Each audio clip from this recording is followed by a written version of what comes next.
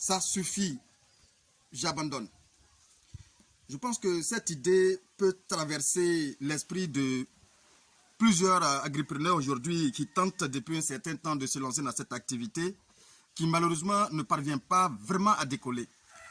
Oui, effectivement, je le sais parce que ce sont des choses que je peux imaginer, parce que je sais ce que j'entends chaque jour que Dieu fait, et les différents échecs que vous cumulez à longueur de journée, et c'est vraiment décourageant.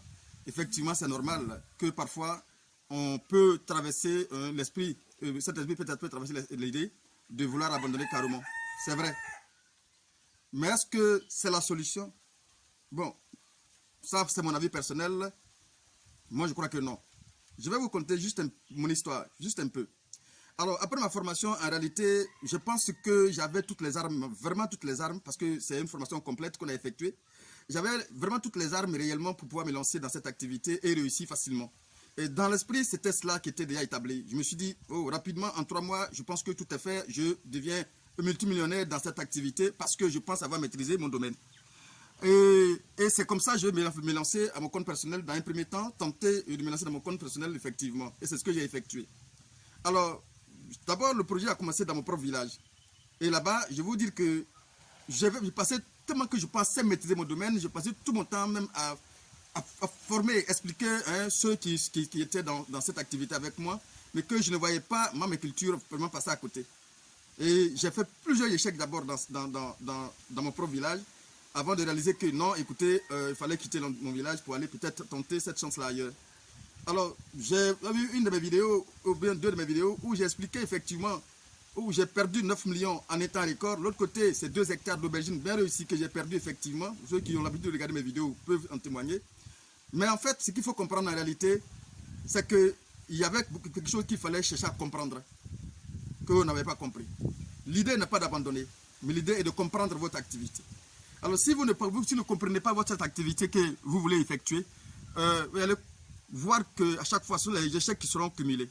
Mais ce qu'il faut faire dans un premier temps, c'est de prendre le temps de respirer un coup et de faire un bilan personnel de l'ensemble de ce que nous avons effectué déjà et voir un peu à quel niveau nous avons échoué. Et sans ce moment-là, déjà, on peut prendre les armes, les précautions nécessaires pour pouvoir éviter d'échouer à chaque fois lorsqu'on arrive à ce stade-là. J'ai toujours l'habitude de dire que je peux accepter d'échouer une fois lorsque je fais une culture, mais je ne peux pas accepter d'échouer là où j'ai échoué la dernière fois. Donc il faut que je parvienne toujours à dépasser cette phase avant de, peut-être s'il y a d'autres éventualités, il y a d'autres choses qui peuvent arriver. Et en ce moment-là, je peux les découvrir et essayer de les éviter en réalité. Alors, qu'est-ce qu'il appelle comprendre l'activité? Lorsque cette idée de se lancer en agriculture arrive dans un premier temps, on voit déjà l'ensemble de l'argent qu'on peut mobiliser en étant record, qu'on ne voit pas les risques, qu'on ne voit pas tout ce qui renferme cette activité. Il y a des surprises très désagréables et aussi agréables qui se trouvent dans cette activité. Donc c'est pourquoi il est important de comprendre comment il faut vraiment démarrer dans cette activité. C'est très important de comprendre comment il faut démarrer. Alors, qu'est-ce qu'il faut comprendre dans un premier temps? C'est d'abord comment parvenir à créer cette verdure. Parce que une chose, c'est d'avoir notre argent pour pouvoir se lancer. Mais une chose, c'est de réussir d'abord la culture que nous voulons effectuer et surtout parvenir à vendre. D'abord, il faut d'abord réussir la culture, maintenant vendre la culture.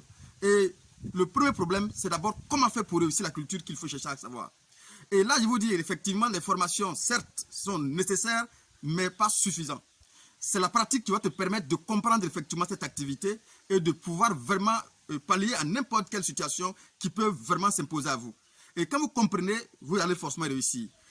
Comment ça fonctionne? Moi, aujourd'hui, j'ai compris une chose, qu'on n'a pas besoin réellement de dégager toute la parcelle que nous avons pour pouvoir réussir dans cette activité. Mais on a besoin effectivement de savoir manipuler la parcelle que nous avons pour pouvoir réussir réellement dans cette activité. Qu'est-ce que j'appelle manipulation? J'appelle manipulation comment il faut travailler sur la parcelle et sortir le potentiel de cette parcelle-là et sortir de grands résultats.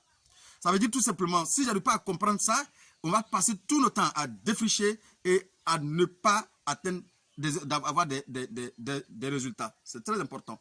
Donc, l'objectif d'abord, parvenir à créer cette verdure. Moi, je peux pas, je ne travaille pas de manière personnelle, je ne travaille pas sur des superficies qui débordent 1 hectare, demi-hectare. Ce n'est pas nécessaire. Pourquoi ce n'est pas nécessaire? Parce que pour avoir peut-être ce que je cherche, je n'ai pas besoin de défricher toute cette parcelle-là pour pouvoir avoir ce que je cherche. Alors, il faut que j'arrive à sortir cette verdure et sortir vraiment ce que je dois sortir et pour pouvoir sortir l'argent que je peux mobiliser avec cette parcelle-là. Et comment mobiliser ça de manière continue, c'est ce qui m'intéresse. Alors, j'ai une parcelle, par exemple. Comment parvenir à utiliser cette parcelle-là longuement et à sortir quelque chose dessus, à vendre? C'est ça qui est mon inquiétude. Ce n'est pas d'avoir toute la parcelle défrichée, non. Parce que le plus souvent, c'est ça surtout l'erreur de beaucoup d'entre nous. Alors, moi, je peux travailler sur une petite parcelle et cultiver 2 cultures, 3 cultures sur cette même parcelle, vendre toujours pour gagner que de faire 1 hectare où je ne parviens même pas à vendre. Et je préfère aussi investir peu d'argent pour sortir quelque chose que d'investir gros et ne pas sortir grande chose. C'est ce que beaucoup de personnes ne comprennent pas. L'objectif n'est pas d'investir tout votre fortune pour pouvoir sortir ce que vous voulez sortir, mais l'objectif c'est de sortir juste un peu d'argent et pouvoir sortir et puis avoir de meilleurs résultats. C'est très important pour moi de vous souligner cela.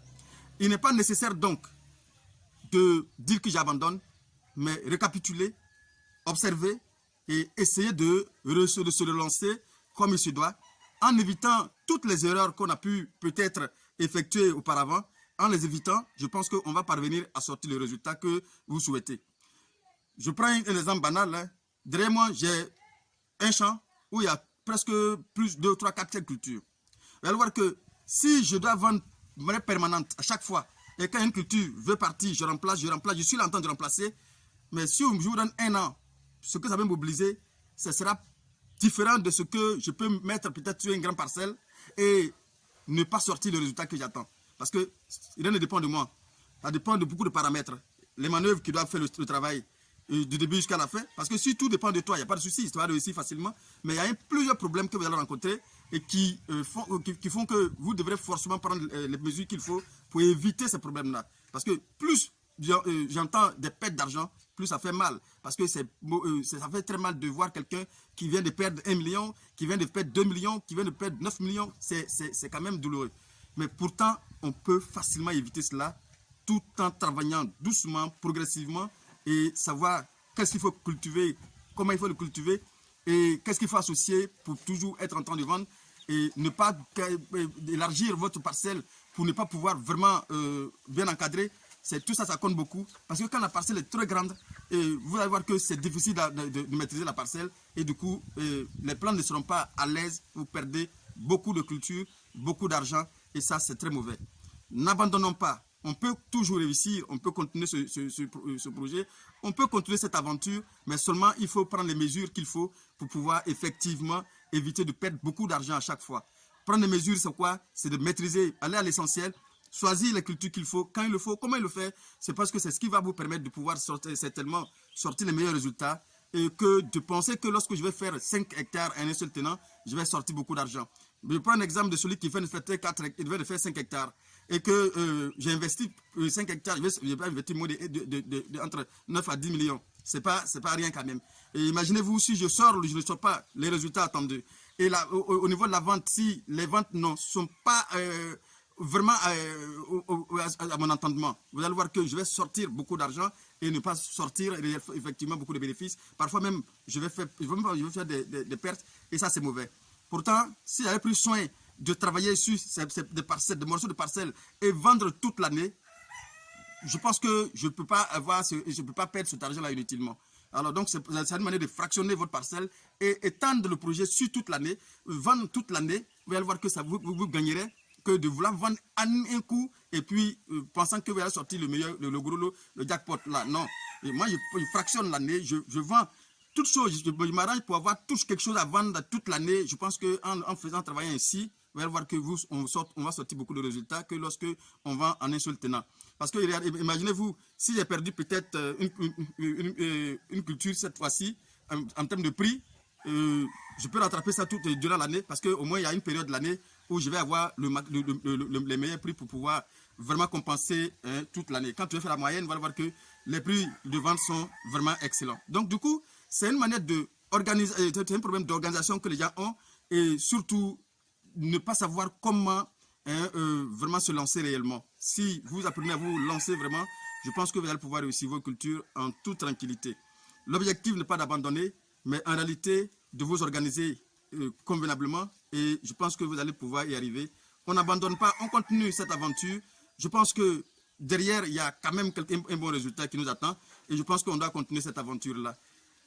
C'est le même Dongo. Juste pour vous dire que le métier semble difficile par moment, mais quand même, quand le succès arrive, on oublie quoi, en fait.